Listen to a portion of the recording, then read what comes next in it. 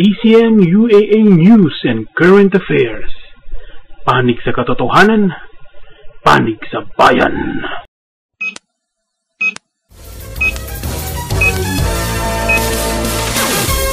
Sa una natin mga nagbabagang mga balita.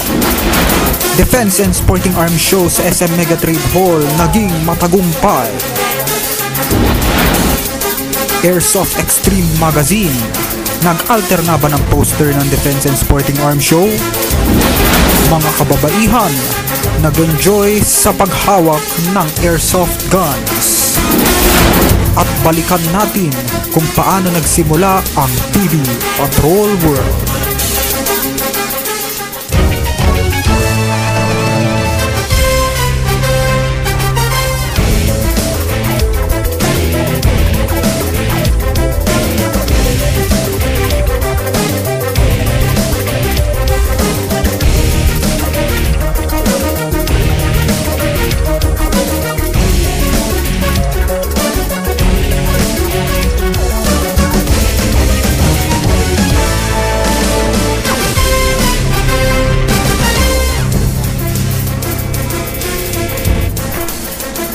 Magandang gabi Pilipinas, kami ang inyong patrol ng Pilipino, nagbabalita at naglilingkod sa inyo saan man sa mundo.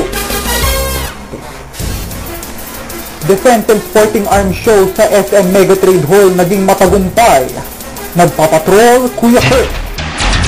Sa unang araw pa lang ay dinagdanan na napakaraming tao ang Defense and Sporting Arms Show na ginanap sa Mega Trade Hall sa SM Mega Mall, lungsod ng Mandaluyong noong July 17. Ito ay inihandog ng Association of Firearms and Ammunition Dealers of the Philippines para sa lahat ng mga mahihilig magpaputok ng baril. At sa pamumuno ni Attorney Tiki Tabuhara ay pinagmamalaki naman ng United Airsoft Alliance of the Philippines ang kanilang airsoft shooting and demonstration range na isa sa mga kinagiliwan ng mga tao. Bata matanda ay natuwa dahil nabigyan sila ng pagkakataon na makahawak at makagamit ng airsoft guns. Isa po ang inyong lingkod sa mga nag-assist sa mga tao para lubos nilang maunawaan ng larong airsoft. Ipinaliwanag at ipinakita ng UAA ng airsoft ay pwedeng kahiligan ng kahit na sino. Kaya na kasi ito China. Hindi ka tulong na araw, medyo mahal. Dati sa net 4A1. Ito ay laro na magtuturo ng disiplina, sportsmanship, honesty at higit sa lahat ang pakikipagkapwa-tao.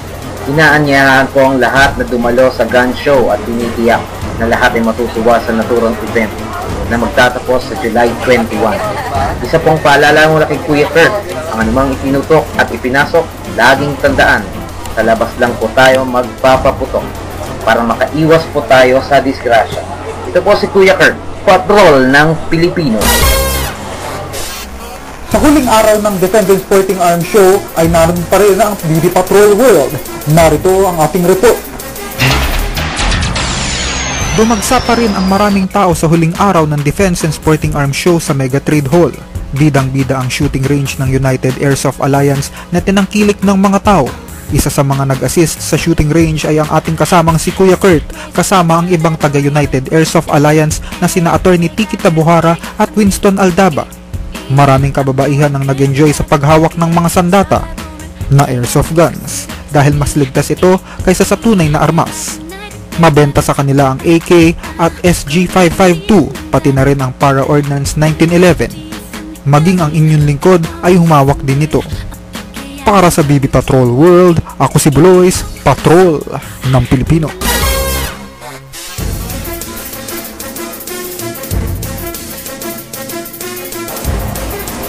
Inilan ng kontrobersya ang Airsoft Extreme Magazine sa pagsisimula ng Defense and Sporting Arms Show. Di umano ay nag-alter daw sila ng poster ng nasabing event. Ang grupo ng BB Patrol World ay nakakuha ng kopya ng mga altered posters at ang orihinal. Makikita sa mga nasabing imahe ang binago umano ng Airsoft Extreme Magazine. Matapos ang nasabing event, nagpahayag si Attorney Ernesto Tabuhara, ang founder ng United Airsoft Alliance, na sila ay nag-file ng kaso sa korte sa umano'y alteration ng poster. Ang Airsoft Extreme ay pinamumunuan ni Christian Uybenki o kilala sa tawag na Ayokis. Ako si Bulois, patrol ng Pilipino. At sa ating World Patrol, isang lalaking airsofter sa United States, gumawa ng kanyang sariling bersyon ng TV Patrol. Narito ang ating report. Isang programa sa YouTube ang nakita ng ating news team. Isang makabayan na TV Patrol ang format ng nasabing show. Si Jeremy Zapanta, ang host ng nasabing programa, ay lumaki sa Estados Unidos. Ngunit nasa puso pa rin niya ang pagiging Pinoy. Kami ang patrol ng Pilipino, nagbabalikan ang lingkod ninyo saan man sa mundo. Katulad ng mga anchors ng BB Patrol World, mahilig din siya sa larong airsoft. Karamihan sa mga episode ng kanyang programa ay may makikita kang airsoft gun. Kasama niya sa programa si Sean Ho Ha o Sean Ha bilang extra at cameraman. At sa huling pagsasahimpapawid ng BB Patrol World ay ipinapasa na namin sa kanila ang trono ng pagiging patrol ng Pilipino. Ako si Blois, Patrol ng Pilipino. At bago magwakas ang ating huling episode ng BB Patrol World, ating balikan kung paano nagsimula ang BB Patrol World. Narito ang ating report. Nagsimula ang BB Patrol World noong Mayo 2007 bilang katuwaan ng 4 na magkakaibigan na sina Bulois, Darth Sidious, Source at Wellboy. Sa unang episode ay tinalakay namin ang sagupaan kasama si Killer Angel. Naging maganda ang tanggap ng mga airsofters sa BB Patrol World at makalipas lamang ng 1 buwan ay naglabas ulit kami ng panibagong episode. Naging kontrobersyal ang nasabing episode dahil sa commercial ni Damian Fuentes na umani ng batikos. Akala ng news team ito na ang katapusan ng BB Patrol World, pero muling nagbalik ang programa noong Hulyo ng nasabing taon para ipahayag ni Damian ang kanyang panig. Matagal na nagpahinga ang BB Patrol at makalipas ng 3 buwan ay muling nagbalik dahil sa pagkawala ng ACM sa ProBird server. Ito na rin ang unang sulyap sa ating bagong reporter na si Kuya Kurt. Taon 2008, nagbago ang facilities ng BB Patrol World. Tumataginting na 100 piso ang nagastos ng programa para sa graphics upgrade.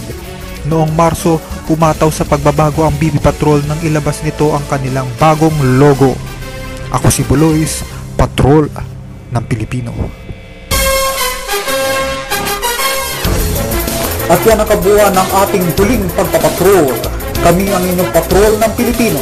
Nagbabalita at naglulingkod sa inyo saan man sa mundo.